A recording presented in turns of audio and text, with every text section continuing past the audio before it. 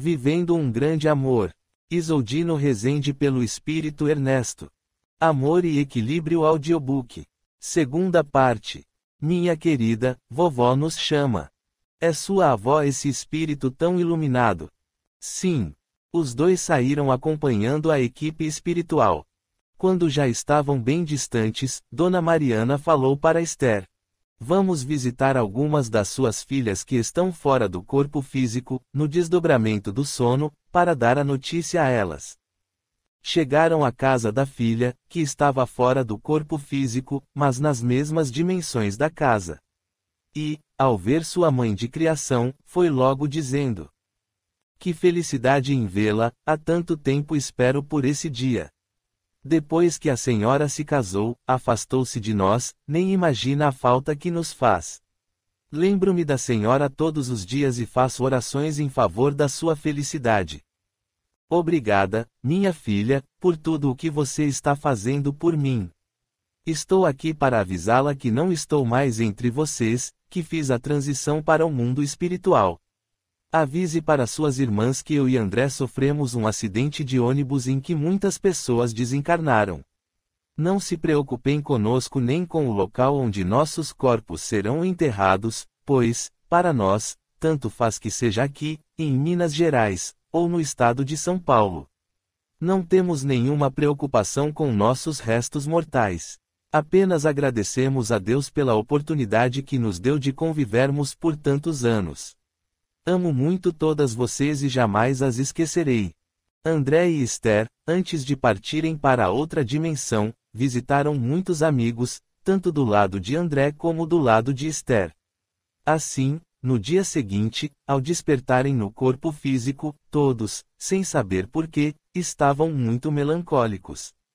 Isso acontecia em razão das lembranças registradas pelo espírito durante a vigília. Amanheceram com o coração apertado, com a impressão de que alguma coisa muito grave estava por acontecer.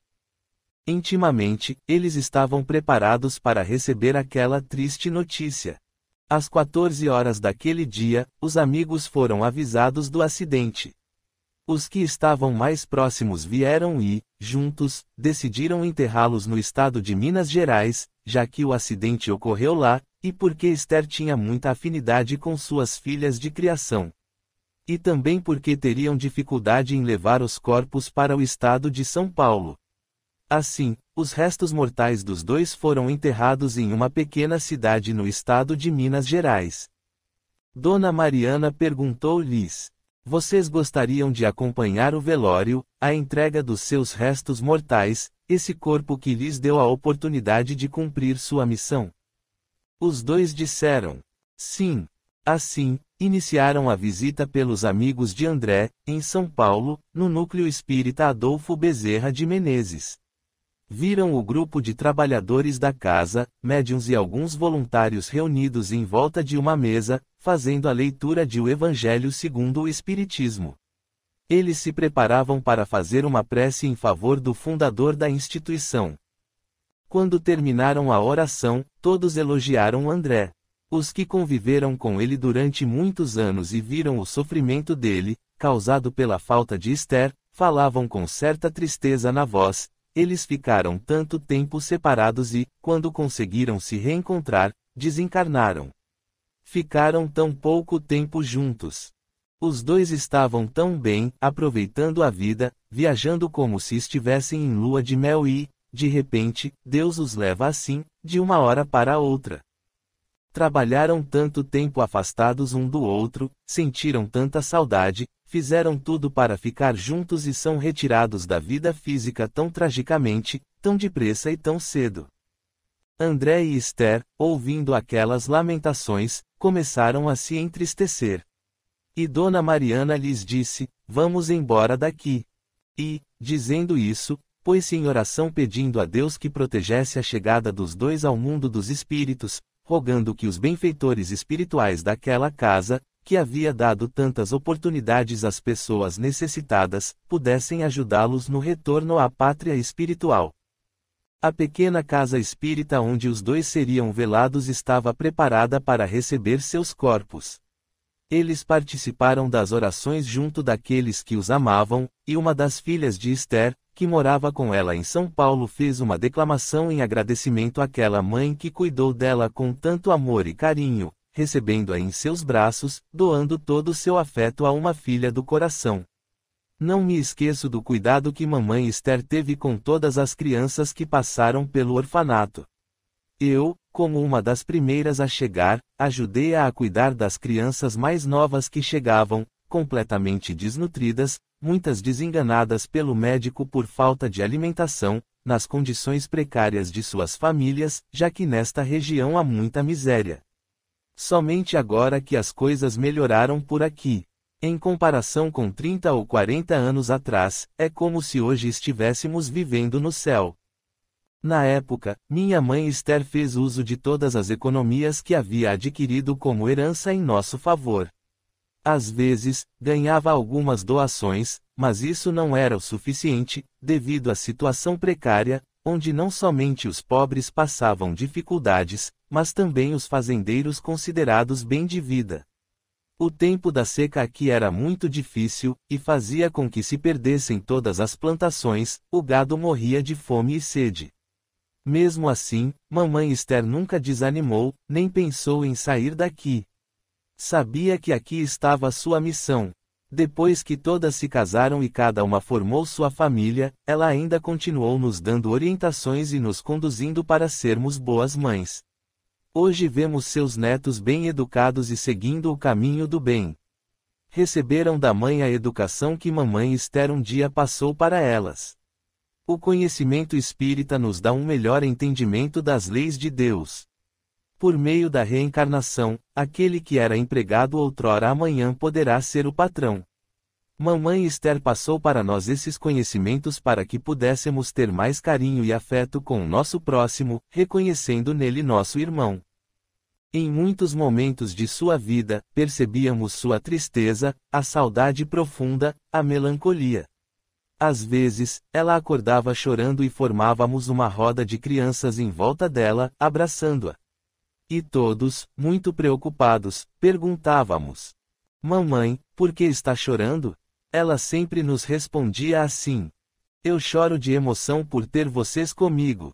Choro de alegria porque Deus colocou vocês em meu caminho.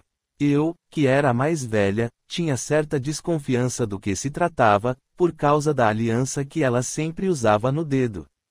Às vezes, ela falava que já era casada e que um dia se encontraria com o amor da sua vida. Eu sabia de tudo, mas os mais jovens não sabiam que ela carregava uma grande dor em seu coração. Mas, para não nos deixar tristes, sempre arrumava uma desculpa, e tudo acabava em brincadeiras e muitas gargalhadas. Dessa forma, ela também se sentia consolada com nossos gestos e atitudes de carinho. Mas ela sofreu muito. Somente quem conheceu seu passado sabe o quanto uma pessoa pode sofrer. Mas o trabalho preenchia o seu tempo, trazendo consolo e força, ajudando a superar as provações do mundo. Mamãe Esther foi um grande exemplo de vida para todos nós. Mostrou-nos que ajudar o próximo é a melhor forma de sermos consolados, que resolvendo o problema dos outros, os nossos seriam resolvidos. Esses valores ela nos passou por meio de sua vivência, enquanto esteve entre nós. Tenho certeza de que onde ela estiver o Pai Celestial sempre estará abençoando-a e amparando-a. Reconhecemos as dificuldades vividas e sofridas pelos dois até que conseguiram cumprir suas missões na Terra. E, quando conseguiram concluir a tarefa, reencontraram-se, mas viverão juntos somente 5 anos. Não sei se tenho o direito de questionar por que Deus não deu mais tempo a eles. Sabemos que nossa vida está nas mãos do Pai. Talvez eles não tivessem méritos para viver nem esses 5 anos, ou nem um dia, mas com as bênçãos do trabalho em favor do próximo receberam essa recompensa do Pai, para que pudessem se reencontrar e viver juntos durante 5 anos, muito bem vividos. Poucos casais conseguem ser tão felizes quanto eles foram. Aos 65 anos, trocavam carinhos como se fossem 2 jovens apaixonados. O amor de 2 almas afins é diferente do amor por outro tipo de interesse. Acredito que os dois estarão juntos por muito tempo perante a eternidade. Todos ali choraram emocionados com aquelas palavras. Para muitos presentes aqueles fatos eram desconhecidos. Se não fosse mamãe Esther, com certeza, eu não estaria aqui. Fui uma criança muito doente até os 7 anos de idade, e a paciência que ela tinha comigo era muito grande. Além de ser uma pirralhinha, era muito mal educada. Às vezes, sinto-me arrependida por ter respondido e desobedecido tanto. Mas pude aprender muito com sua paciência. Sinto que estão por perto e felizes. E me pergunto por que Deus não deu mais tempo a eles para permanecerem juntos na terra. Mas sinto que continuam juntos. Tiveram o grande mérito de desencarnar juntos pelo grande trabalho prestado em favor do próximo.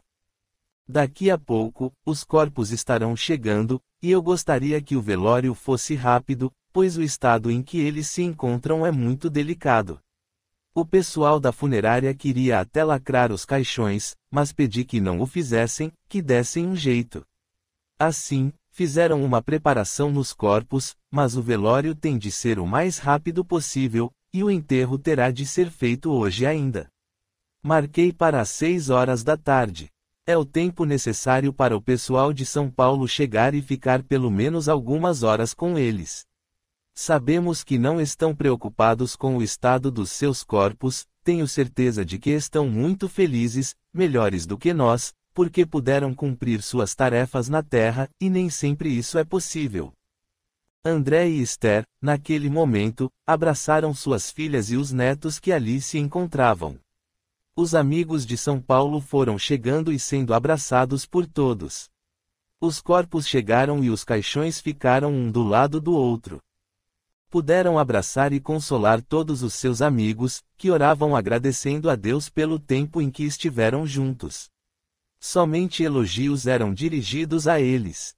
Eles, realmente, deixaram grandes pegadas por onde passaram. Essas pegadas se transformaram em luz para iluminar o caminho daqueles que vinham atrás. Dona Mariana perguntou ao casal: "Vocês gostariam de ir até o cemitério?" André respondeu: "Não é necessário, para mim já é o bastante. Só de ver meus familiares e amigos já me sinto muito feliz." "Eu também estou à disposição da senhora para nos levar aonde merecemos", disse Esther. "Agradeço a Deus a oportunidade de rever meus amigos. Não sabia que a minha vida, para eles, era tão importante assim. Estou muito contente por receber tantos elogios. Acho que não sou merecedora disso tudo. Na verdade, sempre tive uma grande equipe ao meu lado, ajudando-me a realizar o trabalho. Tenho certeza de que fui muito mais ajudada por eles do que ajudei. Foram essas meninas que criei que me deram forças para vencer na vida. Se não fosse por elas, tenho certeza de que teria caminhado para o suicídio." Ninguém imagina a falta que André me fazia. Muitas vezes, entrava em desespero de tanta saudade, vontade de revê-lo e começava a chorar. Nesses momentos, elas se aproximavam de mim e ficávamos chorando juntas. Eu sempre dizia que o meu choro era de emoção por tê-las ao meu lado. O carinho e o sorriso delas secavam minhas lágrimas. Esse amor é que me deu força para viver. Essas meninas só vieram acrescentar a minha felicidade, dando-me motivação e fé para continuar minha trajetória na Terra. André perguntou à sua avó: "Para onde a senhora vai nos levar?" "Para minha casa." "Que bom, vovó, a senhora tem uma casa." "Tenho uma casa em uma linda cidade que chamamos de Colônia Espiritual Nova Esperança." "Que nome bonito, vovó, fica muito longe daqui." "Não se preocupe, para nós não há distância. Você pode escolher, ir devagar, olhando os lugares por onde passaremos, ou ir de uma vez." Para mim, tudo é uma grande surpresa. Estou encantado com a dimensão espiritual, o trabalho com os espíritos recém-chegados da Terra e com os que se encontram internados aqui recebendo ajuda dos benfeitores espirituais. Meu filho, aqui vivemos a realidade. Tudo o que temos aqui é muito mais perfeito que na Terra. Será necessário passarmos pelas regiões umbralinas. Não há como chegar sem fazer essa passagem. Devemos manter o pensamento ligado a Deus, em agradecimento e em prece, para que não soframos nenhuma influência dos irmãos que se encontram em desequilíbrio. Fazendo uma linda prece e segurando nas mãos uns dos outros, começaram a andar. Passaram por regiões de muito sofrimento, gritos, blasfemias, espíritos revoltados, muitos querendo vingança, outros dizendo que jamais perdoariam, outros gritando palavras de condenação. No percurso, eles encontraram um dos jovens que estavam no ônibus com o qual ocorrera o acidente. O jovem estava muito triste. Eles o chamaram para segui-los, mas o jovem não percebeu a presença deles. Fizeram de tudo para serem notados por ele, mas o rapaz não conseguia notar, por estar ainda muito ligado à matéria. Esther, então, perguntou: "O que podemos fazer para ajudá-lo?"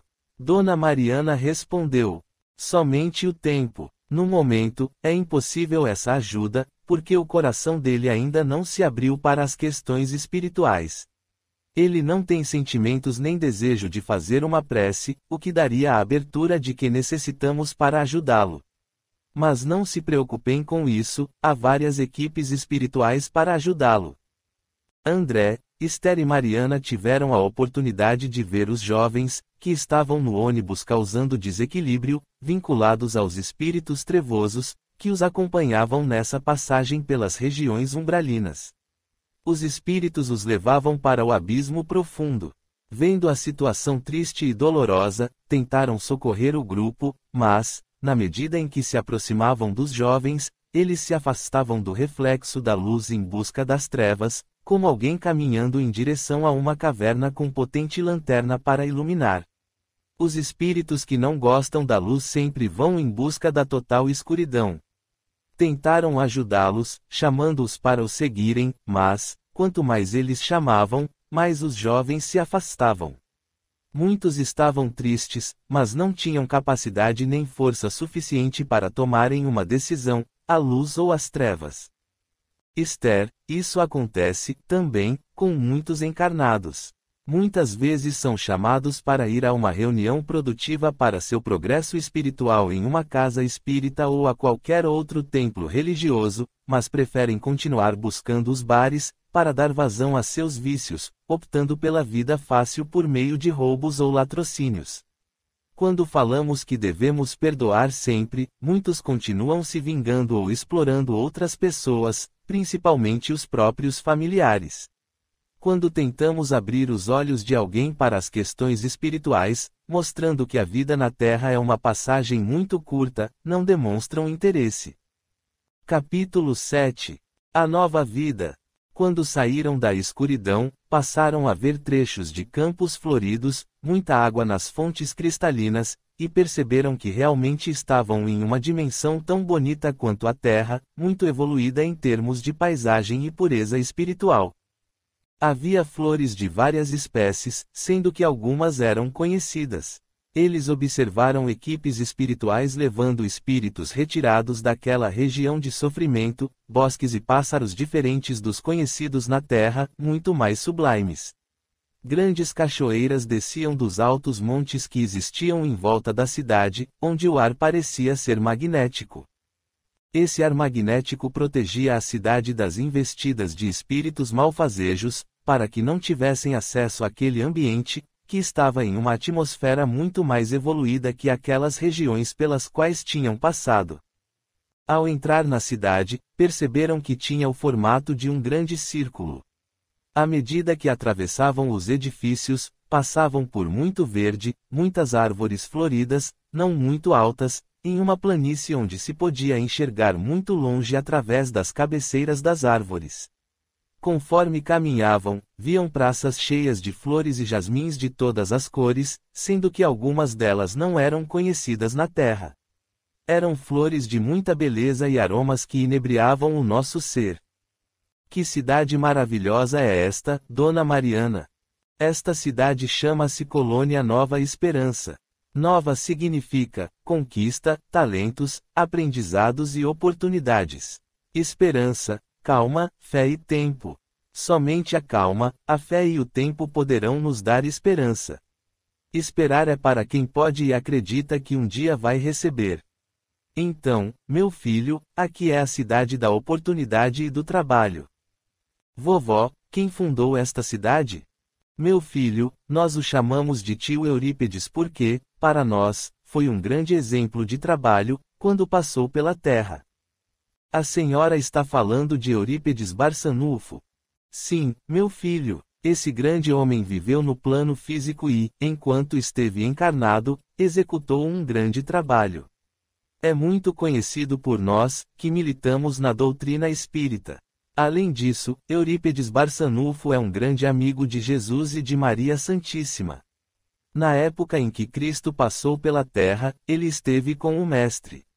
Foi o primeiro a ser martirizado em nome da Boa Nova, em nome do Messias prometido, por não concordar com os fariseus e sacerdotes. Foi considerado um blasfemador das ideias judaicas, e isso o levou a ser condenado à fogueira. Assim como ele, outros também passaram pelas mesmas condenações, por não aceitarem a forma pela qual o judaísmo perseguia o Messias prometido. Todos esperavam que ele viesse em um carro de ouro e com um enorme exército celestial para combater os romanos da escravidão judaica, mas ele nasceu em lar humilde, trazendo em si a simplicidade, mostrando que somente se combate o mal com o bem.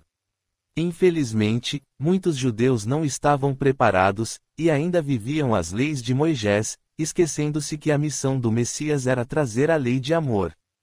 Somente observando a lei do amor o homem será plenamente feliz. Por mais que o mal seja astuto, o amor sempre vence, porque é perseverante. O amor é criação de Deus, enquanto o mal é a ignorância dos homens. Entre todos os espíritos missionários que vieram ao mundo depois de Jesus, Eurípedes Barçanufo é o único que conhecemos que teve a oportunidade de ver o Mestre. Gostaríamos de narrar esse fato real, para maior compreensão do leitor amigo, em uma mensagem que veio pelas mãos abençoadas do nosso querido Chico Xavier, numa mensagem de Hilário Silva, que se encontra no livro A Vida Escreve. Visão de Eurípedes. Começara Eurípedes Barçanufo, o apóstolo da mediunidade, em Sacramento, no estado de Minas Gerais, a observar-se fora do corpo físico, em admirável desdobramento, quando, certa feita, à noite, viu a si próprio em prodigiosa volitação. Embora inquieto, como que arrastado pela vontade de alguém num torvelinho de amor, subia, subia. Subia sempre. Queria parar e descer, reavendo o veículo carnal, mas não conseguia. Braços intangíveis tutelavam-lhe a sublime excursão. Respirava outro ambiente. Envergava a forma leve, respirando num oceano de ar mais leve ainda. Viajou, viajou, à maneira de pássaro teleguiado, até que se reconheceu em campina verdejante. Reparava na formosa paisagem, quando não longe avistou um homem que meditava envolvido por doce luz. Como que magnetizado pelo desconhecido, aproximou-se. Houve, porém, um momento em que estacou trêmulo. Algo lhe dizia, no íntimo, para que não avançasse mais. E, num deslumbramento de júbilo, reconheceu-se na presença do Cristo. Baixou a cabeça, esmagado pela honra imprevista, e ficou em silêncio, sentindo-se como intruso, incapaz de voltar ou seguir adiante. Recordou as lições do cristianismo, os templos do mundo, as homenagens prestadas ao Senhor, na literatura e nas artes, e a mensagem dele a ecoar entre os homens, no curso de quase 20 séculos. Ofuscado pela grandeza do momento, começou a chorar. Grossas lágrimas banhavam-lhe o rosto, quando adquiriu coragem e ergueu os olhos, humilde. Viu, porém, que Jesus também chorava. Traspassado de súbito sofrimento, por ver-lhe o pranto, desejou fazer algo que pudesse reconfortar o amigo sublime. Afagar-lhe as mãos ou estirar-se à maneira de um cão leal aos seus pés. Mas estava como que chumbado ao solo estranho. Recordou, no entanto, os tormentos do Cristo, a se perpetuarem nas criaturas que até hoje, na terra, lhe atiram incompreensão e sarcasmo. Nessa linha de pensamento, não se conteve. Abriu a boca e falou suplicante: Senhor, por que choras? O interpelado não respondeu. Mas, desejando certificar-se de que era ouvido, Eurípedes reiterou: Choras pelos descrentes do mundo. Enlevado, o missionário de Sacramento notou que o Cristo lhe correspondia agora ao olhar.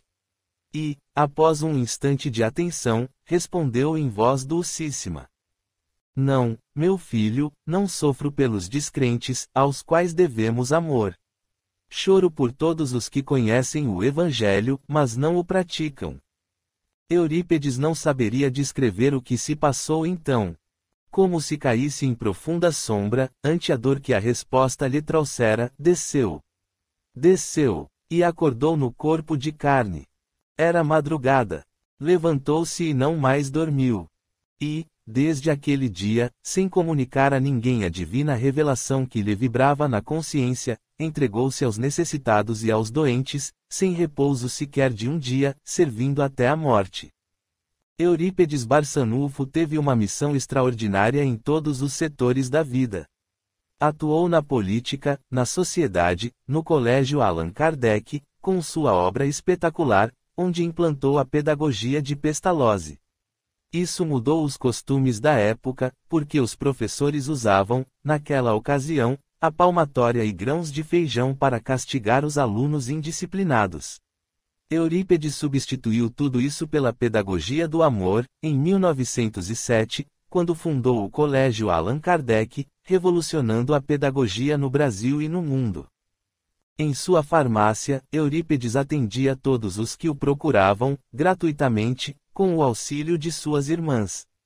Quando acabavam os remédios que ele próprio manipulava, fazia uso de todos os recursos para curar seus enfermos, inclusive utilizando medicamentos de laboratórios que também manipulavam em sua farmácia, mas que precisava de dinheiro para comprar. Quando se esgotavam seus recursos financeiros, aparecia uma moça de branco. E quando todos estavam preocupados com a falta de dinheiro, Eurípedes falava: Não se preocupem, a moça de branco apareceu e os remédios virão. Misteriosamente, algum dos fazendeiros da região comprava os remédios para ele manipular e fazer os medicamentos de laboratório. O mês de outubro era muito especial para ele. Eurípedes desencarnou em 1º de novembro de 1918, com apenas 38 anos de idade. Retornou à pátria espiritual, pois havia cumprido sua missão na Terra. Quando se aproximou o tempo de seu retorno ao mundo espiritual, ele passou a não dormir mais, e, mesmo assim, numa visão, teve um encontro com Jesus. Nessa época, a cidade de Sacramento tinha 6.000 habitantes, e nesse mês de outubro Eurípedes atendeu 30.000 pessoas, dando receitas, e, por esse motivo, não tinha tempo para dormir. Nesse período, a gripe espanhola graçava em todos os cantos do Brasil, e milhares de pessoas morriam em decorrência da peste, para a qual não existia a cura. Somente Eurípedes, na cidade de Sacramento, conseguia obter a cura. Ele também havia contraído o vírus da gripe, e estava ciente disso. Sua missão havia terminado, mas tinha de concluir esse trabalho. Em uma manhã, ainda no mês de outubro, sua mãe entrou no quarto de Eurípedes e viu que ele não havia dormido, nem deitado na cama, que estava do mesmo jeito do dia anterior. Meu filho, você não dormiu? Você não pode fazer isso, você não aguenta trabalhar dia e noite. Você já está doente, com o vírus da gripe. Precisa tomar remédios, descansar e se cuidar. Ele levantou os olhos, deixou cair algumas lágrimas e disse: Minha mãe, como posso dormir com tanto sofrimento, tanta dor e tanta doença? Sim, meu filho, mas você precisa descansar um pouco. Ouvindo o apelo da mãe, Eurípedes deitou e acordou nos braços de Jesus. A evolução de Eurípedes Barçanufo transcende a nossa linha de raciocínio. Para mim, disse André, foi um grande mestre, o grande apóstolo da caridade. Tive o privilégio de conhecer sua biografia e também sua cidade natal, Sacramento. Meu filho, estamos sobre a cidade de Sacramento, em uma dimensão muito alta. Esta cidade espiritual foi construída acima da cidade do nosso querido Mestre da Caridade. Quando estivermos com tempo, visitaremos a cidade. Lembre-se que, para isso, teremos de passar novamente pelas regiões umbralinas pelas quais passamos para chegar aqui. André lhe perguntou: mas não estamos em uma dimensão espiritual que fica acima da cidade de Sacramento? Sim, meu filho, mas umbral significa portal entre o plano inferior e o superior. A Terra está dentro desse portal, que é o umbral. Não tem como ir à Terra sem passar por ele. Portal é o limite entre uma dimensão e outra. Então, vovó, os que desencarnam não podem vir diretamente para uma dimensão espiritual superior como esta, sem passar por lá. Não, meu filho, essa passagem é necessária, mas depende da evolução do espírito. Quando o espírito é evoluído, isso acontece de forma diferente. Essa passagem é tão rápida quanto um relâmpago, mas, nas condições em que vocês estão, tivemos de passar por lá. Durante a caminhada, quando estávamos andando pela cidade, observamos várias entidades caminhando de um lugar para outro. Algumas entravam em edifícios, outras saíam deles. Deu para observar que a cidade era muito movimentada. O que mais nos surpreendeu foram as fontes cristalinas, grandes quedas d'água descendo sobre as fontes cheias de raios de luz, de todas as cores, que brilhavam como se fossem cristal. Ficamos encantados diante da beleza daquela paisagem natural. Parecia que o sol de lá clareava mais que o da terra, era como se estivéssemos mais próximos dele. André perguntou: vovó, estamos muito distantes da terra? Não, pelo menos não tão distantes assim. Na verdade, estamos até bem próximos dela. Porque aqui o sol brilha mais do que na terra. Ah, meu filho, este sol que vemos é o mesmo que ilumina a terra. A diferença é que em outras dimensões da vida, quando estamos no mundo espiritual, nossa visão é mais completa e perfeita do que quando estamos na Terra. E aqui temos mais tempo para observar as coisas. A vida na Terra é cheia de turbulências em razão das dificuldades que a própria vida nos impõe. Quase não temos tempo de reparar na natureza. Mas, se olharmos bem para a Terra, veremos muitas belezas. Basta ter tempo para isso. A Terra é um lindo jardim, mas ainda há muitas coisas lá para ser cultivadas, principalmente a semente do amor e da fraternidade.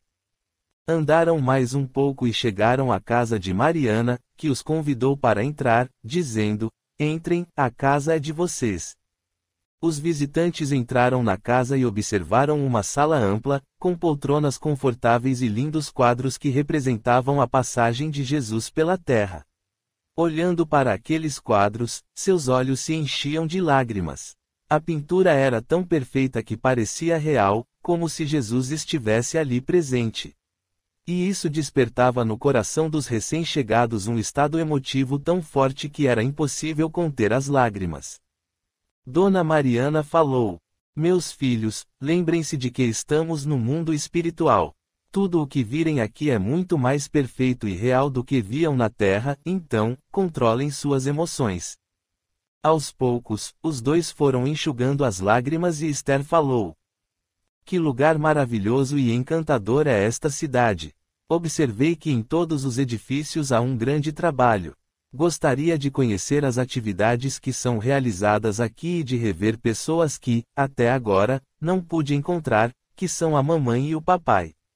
Você, André, está muito bem com sua avó. Estou muito bem, mas também gostaria de rever a mamãe e o papai. De repente, Dona Mariana entrou trazendo os pais de André e a mãe de Esther, e foi um momento de muita alegria e emoção, de confraternização entre eles. Puderam abraçar seus familiares e matar a saudade que há muito tempo traziam no coração. Capítulo 8. A família reunida. Abraçaram-se e não puderam conter a grande emoção daquele tão esperado momento. As lágrimas desceram mais uma vez. Esther ficou preocupada ao ver que seu pai não estava junto de sua mãe, e perguntou: mamãe, onde está o papai? Minha filha, seu pai está um pouco distante daqui, ainda não tem condições de vir para cá. Ele necessita muito das nossas orações. Ainda se encontra aprisionado em regiões de sofrimento, causado pela mágoa que ainda carrega no coração. O arrependimento não dá sossego à sua alma aflita. Já o visitamos várias vezes. Estamos esperando o momento certo para recolhê-lo daquela região de sombras. Mamãe, faz tanto tempo que o papai desencarnou. Ele ainda permanece nessa região. Minha filha, Deus sempre nos dá tempo, mas, se não modificarmos nosso comportamento e sentimentos, não sairemos das trevas da ignorância. Podemos viver por muitos anos nessas regiões de sofrimento. Enquanto o espírito não despertar para a luz, ela não se acende em seu coração. E essa luz está dentro de nós mesmos. A ação da prece, o arrependimento e a humildade em reconhecer os erros e suplicar a Deus por perdão auxiliam o espírito a receber ajuda para sair das trevas da ignorância em que se encontra. Seu pai, minha filha, ainda não despertou para esses sentimentos, e permanece em grande sofrimento. Tenho-o visitado constantemente, e sempre estamos em grupo rogando em oração para que, quando despertar, estejamos ali para socorrê-lo. Minha filha, há muitas coisas que você ainda não sabe sobre seu pai. Sua grande invigilância o levou a terríveis sofrimentos. Era um homem que convivia com muitas mulheres, frequentava as casas de boemia, onde conseguia várias parceiras. Sendo muito obcecado pela sexualidade, nunca me respeitou. Eu sabia de tudo, mas tolerava. A maior tragédia aconteceu com Marina. Após ter sido sedada por medicamentos, ele cometeu um dos atos mais dolorosos e hediondos, cujo arrependimento consome o espírito, que leva anos para conseguir se perdoar. Veja na tela como tudo aconteceu. Marina, como fazia todos os dias, chegou bem cedo ao casarão. Bateu a porta, Dr. Luiz correu para atendê-la e foi logo dizendo: "Entre e, se você puder, sirva-me o café, pois hoje estou um pouco atrasado e preciso chegar mais cedo ao consultório." Antes de entrar, Marina perguntou pela patroa. "Ela não está passando muito bem, está deitada dormindo até agora", disse, mentindo. "Está com muita dor de cabeça. Dei alguns remédios a ela e agora conseguiu pegar no sono. Passou a noite toda acordada."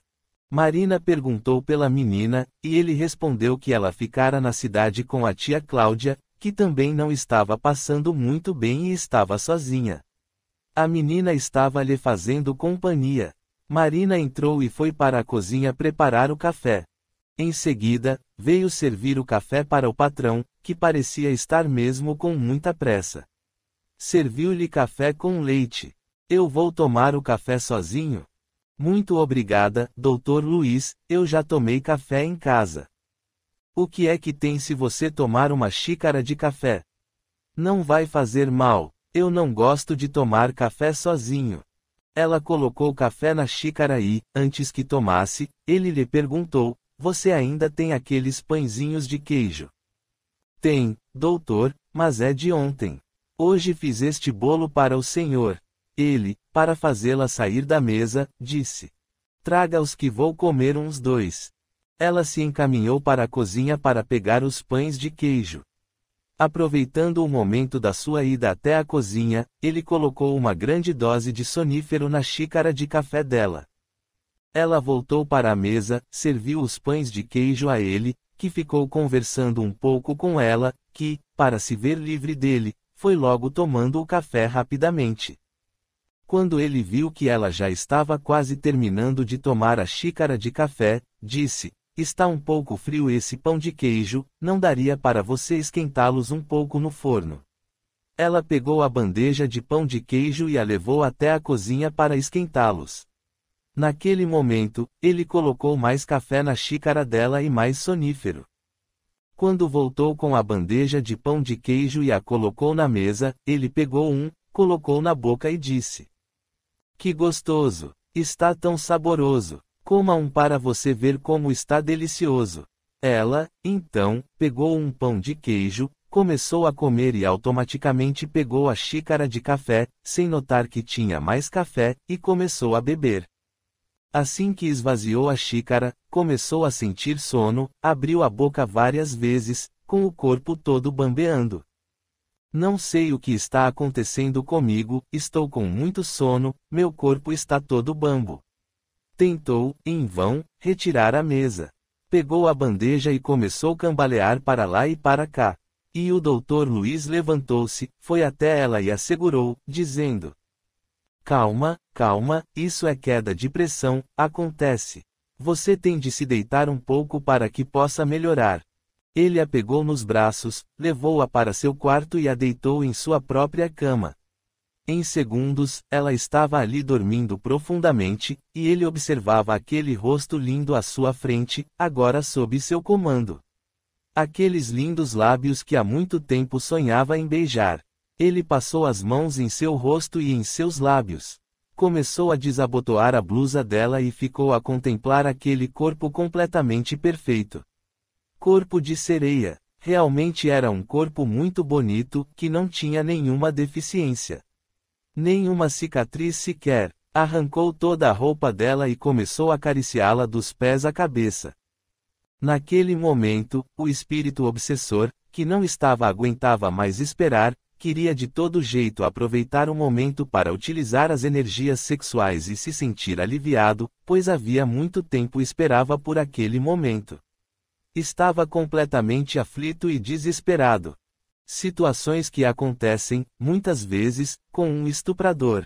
Fica completamente desequilibrado. Dr. Luiz, envolvido pelas vibrações daquele espírito, tirou toda a roupa e começou a beijar e a acariciar aquele corpo tão lindo que estava ali à sua frente, totalmente entregue a ele. Sem nenhuma compaixão, sem pensar que Marina estava desacordada, como um monstro selvagem, começou a ter relações sexuais com ela. O espírito obsessor, como em uma simbiose, sentiu-se aprisionado e dali não conseguiu sair mais.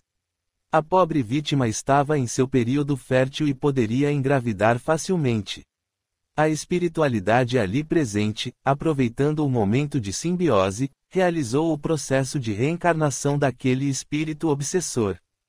Ele entrou em processo de esquecimento e assim aconteceu o seu reencarne. Depois que o Dr. Luiz fez tudo o que gostaria de fazer, ele que, como médico, tinha muito conhecimento em todas as áreas do corpo humano, começou a prepará-la, fazendo a limpeza em seu corpo, tomando cuidado para que ela, ao acordar, não percebesse o que acontecera enquanto esteve desacordada. Vestiu-lhe a roupa e deixou-a sozinha no quarto. Foi para a cozinha e sentou-se à mesa de frente para a garrafa de café. Tomou café, não se sabe o quanto. Por 1 hora ele permaneceu ali. Seu desespero era tão grande que acabou tomando toda a garrafa de café. Despertou em seu coração o arrependimento, já que, naquele momento, encontrava-se completamente só, livre da influência do obsessor. Aquela pobre coitada, que sofreu nas mãos dos dois obsessores, o desencarnado e o encarnado, aos poucos foi se recuperando e voltando ao seu estado normal. Acordando, ela via uma cena em que o Dr. Luiz a acariciava, mas não registrava nada do estupro. Nessa hora, seu espírito estava longe, recebendo a proteção e o amparo da sua mãe, que se encontrava ali por perto, protegendo-a.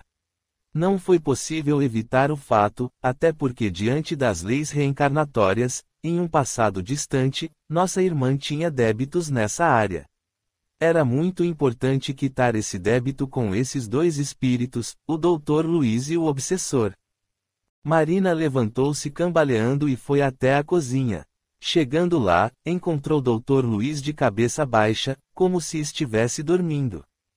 Aos poucos, mesmo com o corpo todo mole, foi fazendo seu serviço diário. Assim que começou a arrumar a mesa, o barulho das xícaras na bandeja fez com que o médico acordasse. Olhando para aquela pobre mulher, sentiu-se completamente culpado. Meio sem graça, perguntou: Está se sentindo melhor? Melhorei, agora estou bem. Passei muito mal, parece que tive um grande pesadelo. Você pode me contar como foi esse pesadelo? Não sei direito, mas parece que o senhor estava no quarto tocando em mim, mexendo comigo. Não sei como, mas eu via o seu vulto na minha frente. Isso deve ter acontecido por causa do medicamento que lhe dei para que pudesse se recuperar.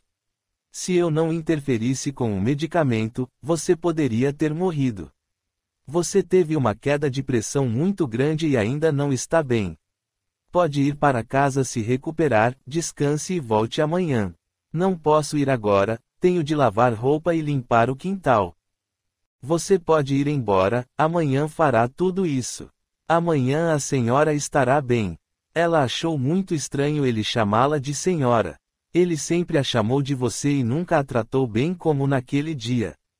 Parecia outro homem. E, realmente, estava outro homem. Um homem arrependido, completamente transformado. O homem arrependido tenta compensar o fato que o levou ao arrependimento. No caso do Dr. Luiz, realmente, foi um grande crime, estuprar uma pessoa no estado de inconsciência, sem nenhuma compaixão. Chegando em casa, Marina já estava totalmente recuperada. Começou a notar que intimamente estava diferente e percebeu, como qualquer mulher perceberia, que havia sido estuprada. E pensou, meu Deus, o que aquele verme fez comigo? Aproveitou-se da minha situação, ali desmaiada. Foi um absurdo o que ele fez. O que faço agora, meu Deus? Se denunciá-lo ao meu marido, ele poderá matá-lo e ir para a cadeia. Se eu for tirar satisfação com ele, não adiantará nada. Mas parece que está arrependido, vi que seus olhos estavam muito vermelhos. Significa que chorou muito. Posso dar o troco de outra forma, calando-me e não falando mais com ele. Mas como ficar calada diante de uma ofensa tão grande como essa? Jamais pensei que outro homem, que não fosse o meu marido, pudesse tocar em mim. Não concordo com a traição, mesmo sendo da forma como aconteceu. Sinto que traí o meu marido. No meio daquele conflito, de dúvidas e indecisão, ela começou a orar. Chamou André e pediu que orasse com ela. Meu filho, vamos pedir à vovó que venha nos ajudar, porque estou completamente transtornada. Mamãe, alguma coisa aconteceu com a senhora na casa grande. Não aconteceu nada, meu filho, só passei muito mal hoje. Mas vamos orar e pedir à mamãe que me aconselhe sobre que decisão tomar. Fizeram algumas orações e abriram o Evangelho segundo o Espiritismo, que caiu no tema, perdão das ofensas. Com os maravilhosos ensinamentos daquela lição, ela pensou decidida, não vou destruir a minha vida nem a vida de outras pessoas por uma coisa que desconfio que aconteceu, mas que não vi, não estava presente. Ali estava apenas o meu corpo. Não vou destruir minha vida por isso.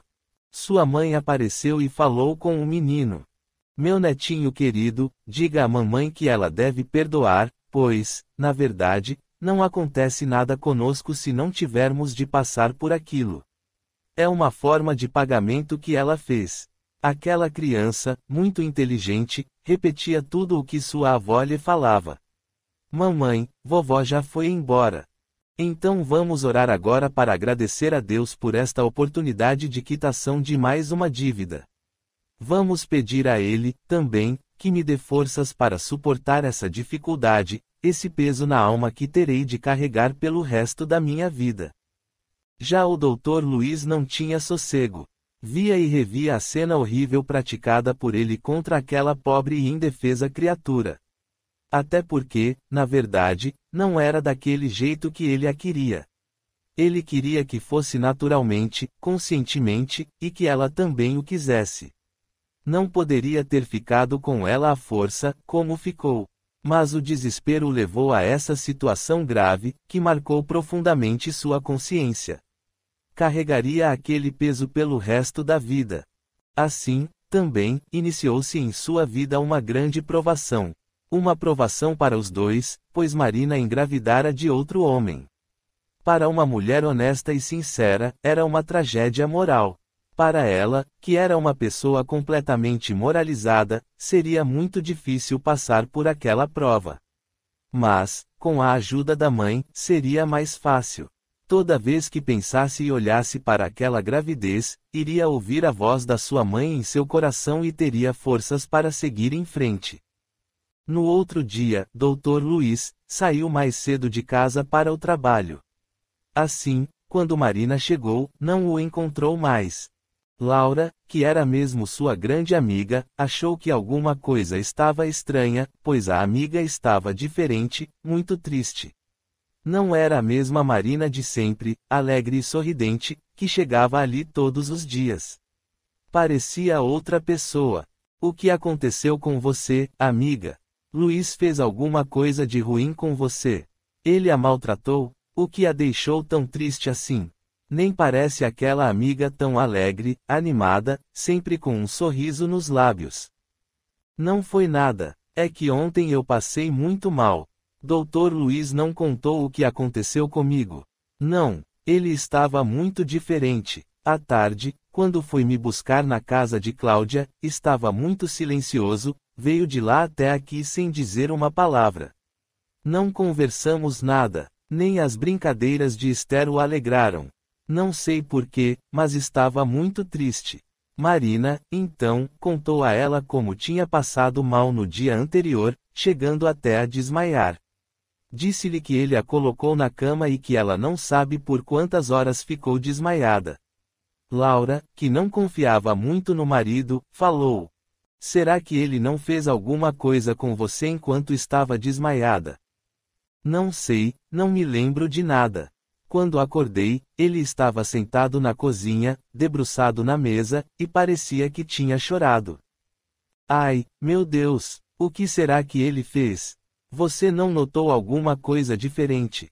Não, mas não se preocupe, minha amiga. Vamos limpar o quintal? No fundo, ela sabia que havia sido estuprada. Não podia falar para não provocar um escândalo. Lembrou-se dos ensinamentos de Jesus, quando ele disse: o escândalo é necessário, mas ai daquele que provoca o escândalo. Há muitas coisas para fazer hoje, ontem deixei muita coisa sem fazer. Vou lavar as roupas e limpar o quintal. Se não der para fazer tudo hoje, amanhã ajudo você a arrumar a casa. Marina, entre um afazer e outro, via a imagem do rosto do patrão a tocando, beijando e acariciando seu corpo. Ela via e revia essa cena revoltante e sentia muito nojo e raiva. Dona Laura, aguardando o término do trabalho de Marina, chamou a amiga para sentar com ela à mesa para conversarem um pouco. E disse a ela que a admirava muito, porque, mesmo tendo uma vida financeira delicada, era uma mulher feliz. E a humilde mulher confirmou: de fato, sou muito feliz. Amo profundamente meu marido, e meu filho é o maior tesouro que Deus me deu. Não me lembro, em toda nossa vida, desde os tempos de namoro, se houve um dia sequer em que eu e Mário tivéssemos uma discussão. Mas, ultimamente, estou sentindo em meu coração uma grande tristeza, um forte medo. Parece que alguma coisa muito séria está para acontecer comigo. Dona Laura, ao ouvir as palavras de sua amiga, falou: amiga, realmente tenho notado que você está um pouco mudada. Não parece mais aquela que conheci, alegre e corajosa. Acho que há algo muito sério, e que não quer me contar. Desconfio, ainda, que Luiz fez alguma coisa com você. Marina insistiu em dizer que não, que realmente não se lembrava de nada. Afirmava que estava desmaiada e não conseguia se recordar de nada, a não ser de um breve momento em que o Dr. Luiz a levava para o quarto, colocando-a na cama e examinando-a, coisa que, como médico, ele poderia fazer. Dona Laura contou a Marina que, depois daquele dia, o Dr. Luiz estava muito diferente, muito triste, e chegava todos os dias embriagado. Declarou à amiga que já não estavam tendo mais uma vida sexual, que permaneciam juntos, mas, ao mesmo tempo, distantes um do outro. Ele, definitivamente, não era mais o mesmo. Motivos não faltavam para ela desconfiar de que alguma coisa acontecera. Marina, no intuito de reconfortar a amiga, disse que não deveria ser nada, e afirmou ter muita sorte por ter sua amizade, e que sempre que precisasse poderia contar com ela. Nesse momento, Dona Laura abriu seu coração para a amiga e disse que não tinha dúvidas de que aquela amizade tinha sido a melhor coisa que lhe acontecera na vida. Segundo a patroa, se não fosse o amparo verdadeiro da amiga, já teria se separado do marido e se mudado com a filha para a casa da irmã, na cidade. Acrescentou que sua irmã já lhe fizera esse convite, e, no fundo, seria bom para Esther, porque o colégio da menina ficava na cidade. Eu não posso sair da fazenda agora, pois tenho o pressentimento de que vai precisar muito de mim. Não quero que fique aqui sozinha. Você até poderia morar comigo na cidade. Dona Laura, gosto muito de morar na fazenda. Nasci, cresci e vivi toda a minha vida no campo. Foram poucas as visitas à cidade. Adoro o cheiro da terra molhada, quando a chuva cai, o contato com a natureza, tudo isso me traz muita paz. Realmente, percebo o quanto é ligada à criação de Deus, disse Dona Laura. Quantas vezes já vi os pássaros comerem suas mãos? Vejo, também, o trato delicado que tem com as borboletas, que parecem reconhecê-la. Sem falar nas rosas, que são nitidamente suas amigas, pois você conversa com elas com muito carinho. Eu amo muito a natureza, e falo com as rosas porque acredito que, assim, elas ficam mais belas. E Dona Laura continuou. Na casa de minha irmã, há muitas rosas, no entanto, não são tão bonitas. Cláudia diz que não existe outro lugar com rosas tão lindas e vistosas quanto aqui na fazenda. O segredo deve ser mesmo seu amor por elas. Marina sorriu, como forma de agradecimento, da conclusão da patroa.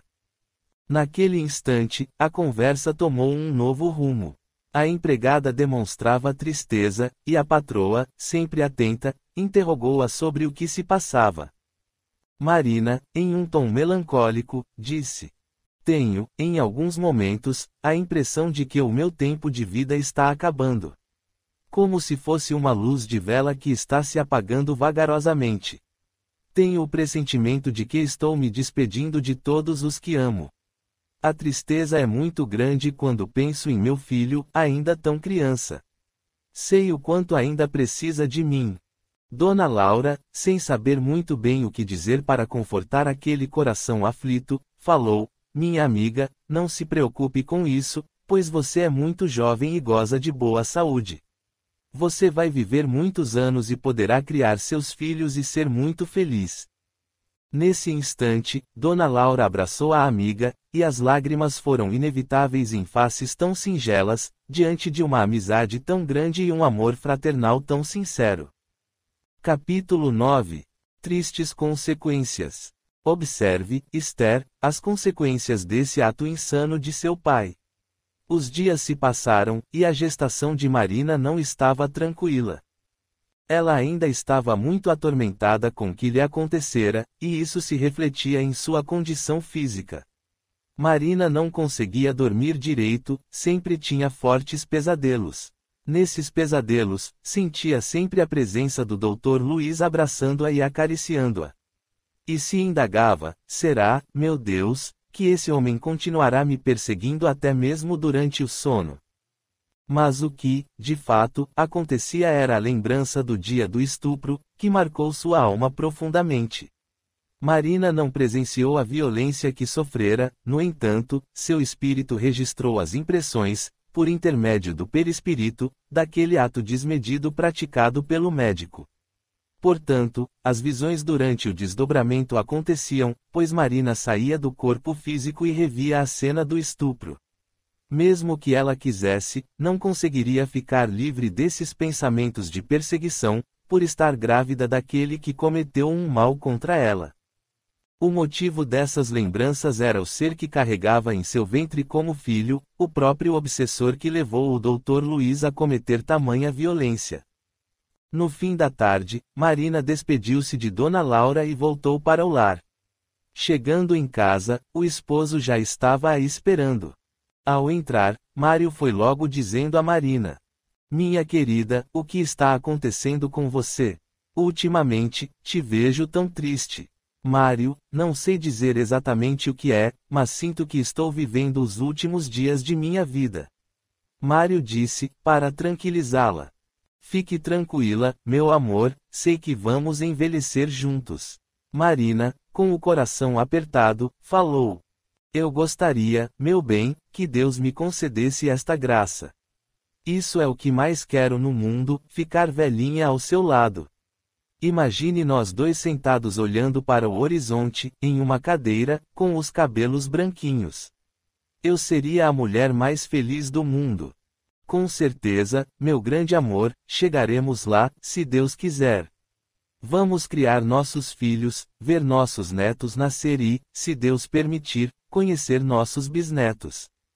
Nesse momento, Marina entristeceu-se e fez um pedido ao marido com a voz embargada: meu amor, nunca se afaste de nosso filho André por motivo algum. Eu te suplico, meu bem. Pare com isso, não gosto nem mesmo de pensar em ficar longe de você. Não fale essas coisas, porque senão amanhã não vou conseguir trabalhar de tanta preocupação. Vamos dormir. No dia seguinte, levantaram-se bem cedo e cada um seguiu para o seu respectivo trabalho. Marina observara que, depois da conversa que teve com o marido, sentiu que aquele sentimento angustiante já não se fazia mais presente em seu coração. Portanto, voltou à sua rotina normal. Passaram-se ligeiros os meses para as pessoas daquela fazenda. Marina chegava ao 8º mês de gestação, e não se sentia bem. Tinha fortes dores de cabeça e um grande inchaço nas pernas. Decidiu, então, contar para a amiga Laura o que estava acontecendo com ela. A amiga se preocupou, e contou ao marido as queixas da amiga. Dr. Luiz convidou Marina para uma conversa sobre sua gravidez. Marina, o que está sentindo? Ultimamente, Dr. Luiz, sinto muita dor nos olhos. A sensação é que eles estão aumentando de tamanho, e, principalmente, muita dor de cabeça. Estou ficando preocupada. Olha, senhora Marina, o seu caso é grave. Amanhã, você vai me acompanhar e, então, fará os exames necessários. A internação é indicada, mas será só por alguns dias, o suficiente para ficar livre das dores de cabeça. A senhora pode arrumar suas coisas, porque amanhã iremos para a capital. O seu estado não é nada bom. Dr. Luiz colocou a esposa a par da situação de Marina. Dona Laura se desesperou e disse: o ideal não seria ir hoje. Marina se pronunciou: não precisa se preocupar, um dia a mais ou a menos não fará diferença. Iremos amanhã. No entanto, Dona Laura convenceu o marido e a amiga a irem para o hospital naquele momento. E assim foi feito. Laura e o Dr. Luiz colocaram-na imediatamente no carro e se dirigiram para o hospital na capital. A viagem era longa, e o estado de saúde de Marina piorou durante o trajeto. Sentia que estava perdendo a visão, e as dores de cabeça se intensificavam. Todos estavam muito preocupados com o estado de Marina. Logo que chegou, foi internada em estado grave. Dona Laura estava muito apreensiva com o estado de saúde de sua melhor amiga, por isso não saiu de perto dela um só instante. O estado de Marina foi se agravando progressivamente, e já não enxergava mais nada. Às 19 horas daquele dia, os médicos deram a notícia sobre o estado de saúde de Marina e o filho. Está difícil o caso da nossa paciente. Precisamos tirar a criança de uma forma ou de outra, o caso dela é muito grave. E, assim, o anestesista já foi preparando a mesa de cirurgia e encaminhando-a para o bloco cirúrgico. Enquanto o médico responsável relatava notícias sobre o estado de saúde de Marina, vamos observar o que está ocorrendo no bloco cirúrgico. A junta médica se fazia presente. Eles se utilizaram todos os recursos de que dispunham para salvar mãe e filho, mas a situação estava muito complicada para os médicos, pois Marina sofrera uma parada cardíaca. Eles tentavam, em vão, reanimá-la. Tentaram salvar pelo menos a criança, mas não deu certo. Quando terminaram a cirurgia, o bebê e a mãe já estavam mortos. Daquela mesa de cirurgia, mãe e filho retornaram ao plano espiritual, terminando, assim, mais uma missão na Terra. No processo de desencarnação, estava presente a equipe espiritual, para ajudar no desenlace. Mariana já aguardava a filha de braços abertos. Logo que se viu fora do corpo físico, Marina avistou sua mãe, olhou-a feliz e falou: "Não acredito, mamãe, que despertei a vidência. Estou vendo a senhora perfeitamente. Filha, de fato despertou, mas é uma vidência eterna, que nunca mais vai se acabar. Você está entre nós, aqui no plano espiritual. Mamãe, a senhora está me dizendo que desencarnei." "Sim, minha filha querida." "E meu filho, mamãe?" "Não se preocupe, há gente capacitada aqui no plano espiritual cuidando dele. Quem sabe agora aceita a oportunidade de se redimir de seus atos. Que não cometa mais os crimes que cometeu. Minha filha, todos nós merecemos uma nova oportunidade, e o Pai a dá a todos. Ele não quer o sofrimento de seus filhos, mas, sim, vê-los livres do mal." Mariana disse à filha que deveriam ir ao encontro de André, pois ele estava desesperado sem notícias dela. No mesmo momento, fizeram-se presentes na casa grande.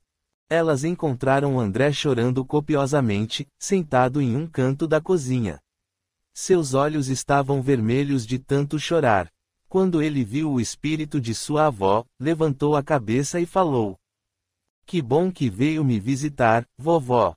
André, meu querido, alegre-se. Eu trouxe sua mãe para visitá-lo." O menino parou imediatamente de chorar e perguntou à sua mãe: "Mamãe, você melhorou? Que maravilhoso você ter voltado." Marina, então, envolveu o filho em um caloroso abraço e disse: "Meu filho, estou aqui para te proteger. Não estarei mais ao seu lado como antes, mas, assim como sua avó, estarei sempre presente. Nós nos veremos sempre, não vou abandoná-lo jamais, sempre estarei perto de você em todos os momentos de sua vida. Quando precisar de minha ajuda, ore e peça a Deus, pois tenho certeza de que Ele permitirá que eu cuide de você, meu filho." "Mamãe, você desencarnou? Já está no mundo espiritual com a vovó?" "Sim, meu filho, infelizmente, meu corpo não resistiu. Então voltei para nossa verdadeira pátria, o plano espiritual. Mas vou preparar essa casa para esperar você e seu pai, quando vierem ficar comigo. Agora me faça um favor, diga a seu pai que, onde ele estiver, que se lembre de mim, porque estarei sempre com nossa família.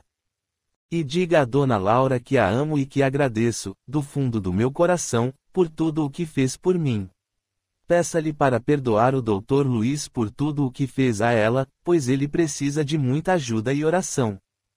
Por ser um homem muito materialista, ele sofre por não saber onde pedir ajuda. Meu filho, somente quem crê na misericórdia divina consegue se libertar das amarguras do passado. Mamãe, eu quero te abraçar e te beijar. André, seria muito bom, eu também gostaria de poder fazer isso, mas não sentiria o meu corpo. Mesmo assim, mamãe, deixe-me abraçá-la." Quando André abraçou o corpo da mãe, ela também correspondeu, mas ele não sentiu o seu corpo. Ele sentiu a vibração de sua mãe, que lhe deu um beijo na testa e disse: "Meu filho, fique tranquilo, pois terá de consolar seu pai. Procure por ele e diga-lhe o que aconteceu. Voltarei, meu filho, quantas vezes forem necessárias, para consolá-lo. Lembre-se de que Deus sempre ampara seus filhos e, antes de ser meu filho, você é filho dele." Os dois espíritos partiram, e André esperou que seu pai regressasse do trabalho. Logo que seu pai chegou, André foi logo dizendo que sua mãe e sua avó Mariana haviam aparecido para ele. Contou-lhe que sua mãe tinha desencarnado. Falou sobre o recado que deixara para ele, sobre o sentimento de amor que sentia por sua família e que sempre iria ampará-los. Mário disse ao menino, de modo ríspido, que isso que era fruto de sua imaginação, em razão da situação delicada em que sua mãe se encontrava. Em seguida, Dona Laura entrou na casa desnorteada e avistou André chorando. Antes de falar qualquer coisa, ela perguntou ao menino: "O que foi, André, por que está chorando assim?" "Dona Laura, a mamãe desencarnou, ela esteve comigo alguns minutos atrás." E, com um olhar entristecido, Dona Laura olhou para Mário e disse que, infelizmente, o pior tinha acontecido. Nesse momento, Mário chorou ao confirmar que o filho dissera a verdade sobre a situação de sua esposa. Abraçaram-se os três e começaram a fazer uma oração. Abriram o Evangelho segundo o Espiritismo e fizeram uma prece para aqueles dois espíritos que tinham acabado de desencarnar e retornar ao mundo dos espíritos. Ao terminar a prece, Dona Laura pediu a Mário que pegasse os documentos pessoais dele e de Marina para resolverem os trâmites legais do enterro. Dr. Luiz, que ficara o tempo todo em silêncio absoluto, pronunciou-se dizendo que todos iriam à cidade para providenciar o que fosse necessário para o velório de Marina. O corpo físico de Marina estava ali, no caixão, juntamente com o de seu filho, pois logo que os médicos identificaram a morte dos dois, não tiraram o bebê da barriga da mãe. Estavam prontos para serem enterrados. André, durante o velório, olhava, às vezes, para sua mãe e dava um sorriso. Os presentes não acreditavam, pois era estranho uma criança não chorar a morte da mãe. Em dado momento, sua amiga Esther, chorando muito, aproximou-se do amigo e perguntou: "Por que você está rindo? Você deveria estar chorando porque sua mãe está morta." "Minha mãe não está morta. Ela está ali sorrindo para mim, ao lado de minha avó." Esther ficou muito emocionada em saber que Marina estava presente. Marina fora sepultada, e todos os amigos e familiares regressaram para suas casas. Ela estava muito feliz por estar ao lado de sua mãe, no entanto, desejosa de saber quais eram as razões do seu regresso ao plano espiritual, e começou a se perguntar: "Por que desencarnei tão cedo, se ainda poderia viver muitos anos? O que será de meu marido e meu filho sozinhos, meu Deus? André é ainda tão criança e precisa tanto de mim. Sentirei tanto a falta deles. Mamãe, eu já sabia da minha partida, pois sentia, no fundo de minha alma, que os meus dias no corpo físico estavam por terminar, mas não esperava que fosse da forma como foi. Marina, minha filha, nosso destino está escrito. Tudo está na mão de Deus. Quando é chegada a hora de partir, não temos o que fazer, somente esperar que seja feita a sua vontade, e não a nossa.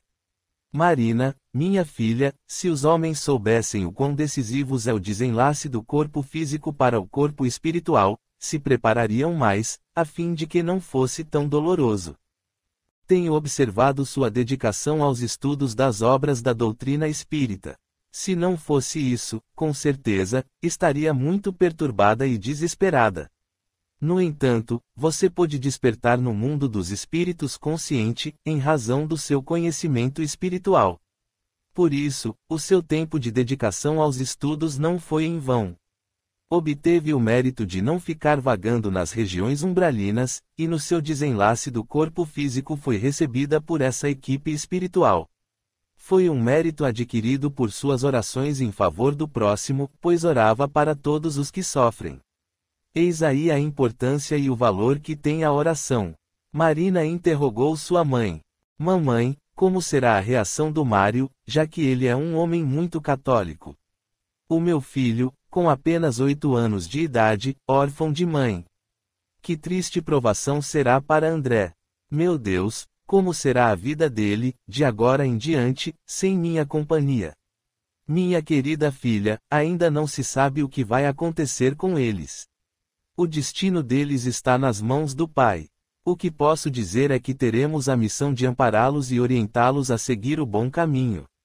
Se eles estiverem preparados para receber nossos conselhos, por meio da intuição, mesmo passando por dificuldades, eles serão muito felizes. Marina, venha, para que os médicos possam cuidar do seu corpo perispiritual e fazer toda a preparação necessária para sua futura reencarnação na Terra. Fique tranquila, vamos cuidar de André, e lembre-se, também, da sua grande amiga Laura e do seu esposo, que se encontra completamente desesperado. Ele carrega em seu coração um remorso profundo, e agora será ainda maior, pois sente-se culpado por sua desencarnação. Então o que eu sempre desconfiava aconteceu realmente, o filho que eu estava esperando era mesmo do Dr. Luiz. Sim, minha filha, você estava em seu período fértil no dia em que ele a estuprou. Seu espírito estava muito perturbado devido à medicação forte que você tomou sem saber. Ele aproveitou que você estava desmaiada e realizou seus loucos desejos. Esse espírito que você estava esperando era um obsessor que acompanhava o Dr. Luiz, provocando em seus pensamentos aquelas crises de loucura. Marina queria, então, saber o que aconteceu com o espírito de seu filho. Ele foi levado para as regiões de tratamento ostensivo para crianças que acabam de chegar ao mundo espiritual. E você, Marina, também terá o papel de ajudá-lo, conversando e orientando, para que, quando se recuperar do processo de perturbação, não volte a cometer os mesmos atos de outrora. André sempre ficava no jardim, próximo da natureza, pois sabia que era o lugar onde sua mãe mais gostava de ficar, e sempre que podia estava lá, no jardim que sua mãe ajudou a construir e a manter por longos anos com muito carinho. O menino conversava com as flores e os pássaros, assim como Marina. Estes momentos, para André, passaram a representar um encontro, porque sempre que estava naquele local bucólico, a mãe aparecia e conversava com ele por alguns minutos. Nessas conversas, André, várias vezes, perguntava para Marina quando iria levá-lo para viver com ela. A mãe dizia que sua estrada era muito comprida, mas que era cheia de flores. Com esses constantes diálogos com André, Marina podia trabalhar com seu filho, de um modo amável e sutil, a paciência, a resignação, o carinho com o próximo, o amor aos animais. Fazia isso por saber o quanto seria difícil a trajetória terrena de seu filho. Marina sempre falava para André que para uma roseira crescer e ficar bela, antes de chegar a dar flores, nasciam os espinhos, e que ele ia trilhar um caminho como o das rosas. E assegurava-lhe que estaria sempre ao seu lado nos momentos de dor e de alegria. O menino reclamou à mãe a necessidade de morar com ela. E a genitora, sabiamente, respondeu: "Você ainda não pode, meu filho. O nosso Pai Maior deu a você um tempo diferente do meu na Terra. Este tempo é suficiente para fazer exatamente o que é necessário para a sua trajetória espiritual. É importante que saiba esperar, assim como eu esperei. Não se aflija, pois contigo sempre estarei." Com as palavras confortadoras e benfazejas de sua mãe, o menino voltava para suas atividades rotineiras naquela fazenda. Capítulo 10. A dor do erro. Dr. Luiz estava sempre triste, cada dia que passava sua tristeza era mais profunda.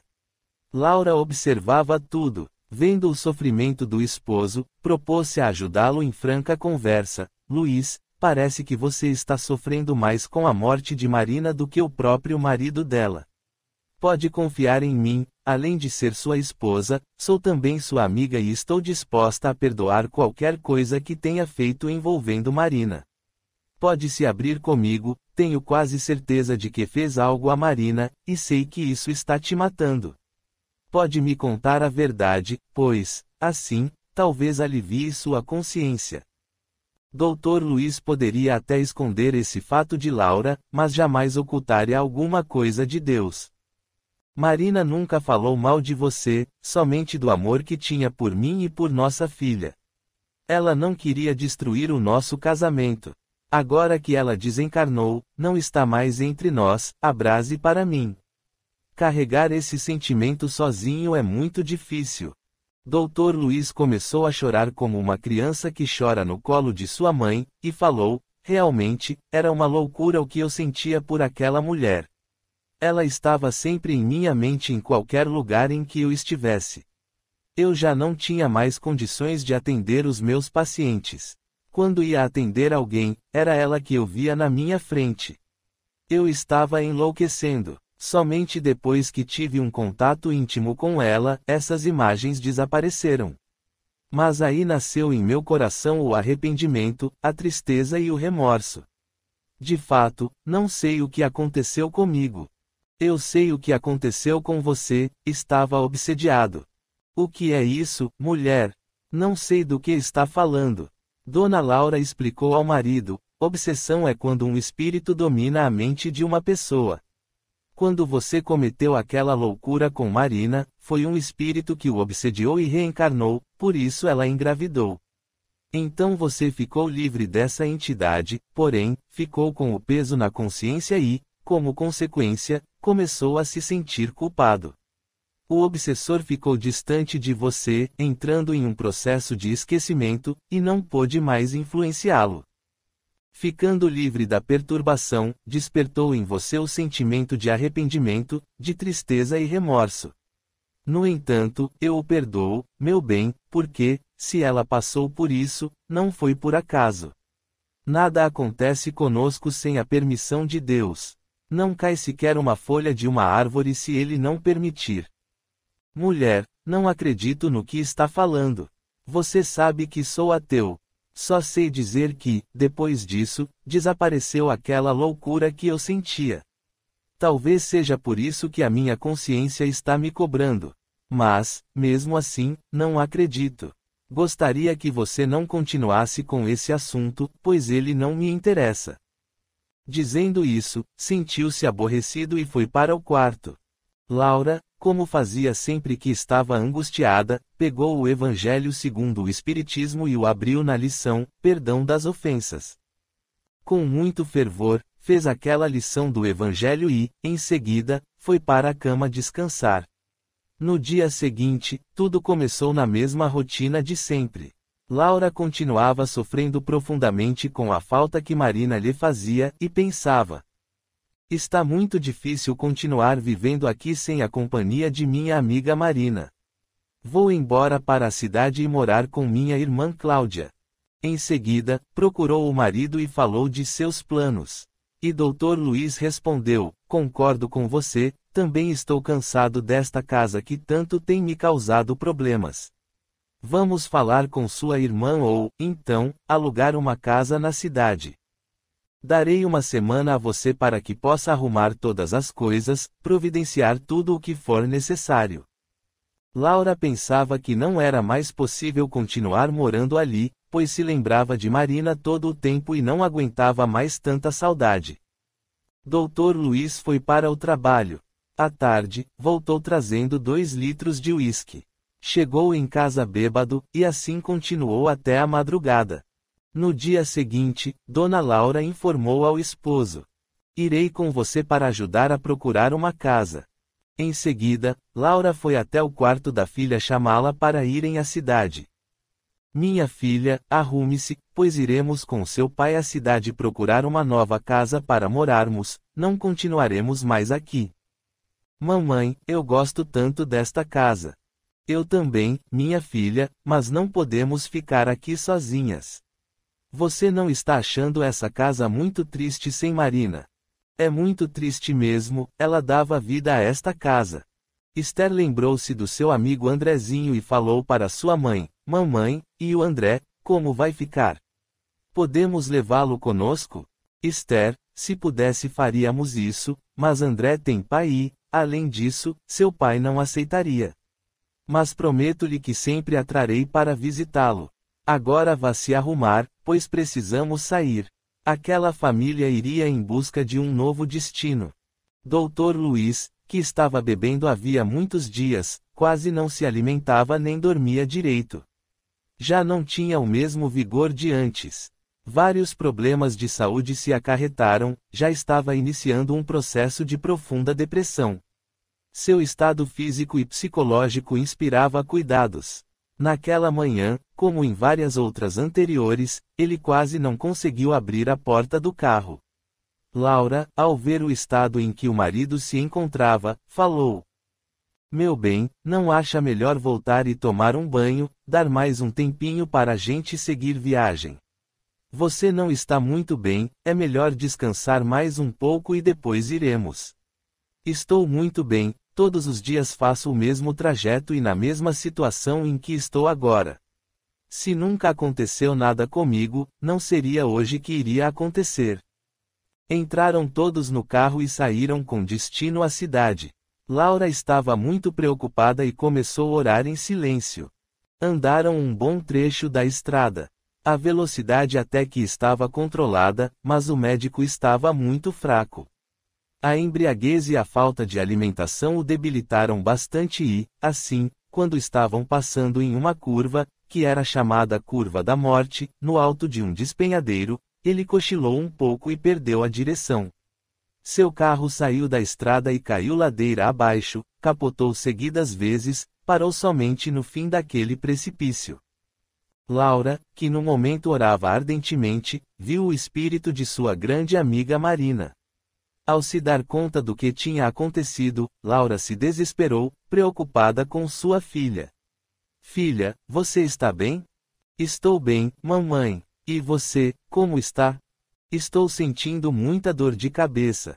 Naquele momento, Laura sofreu uma grave hemorragia interna.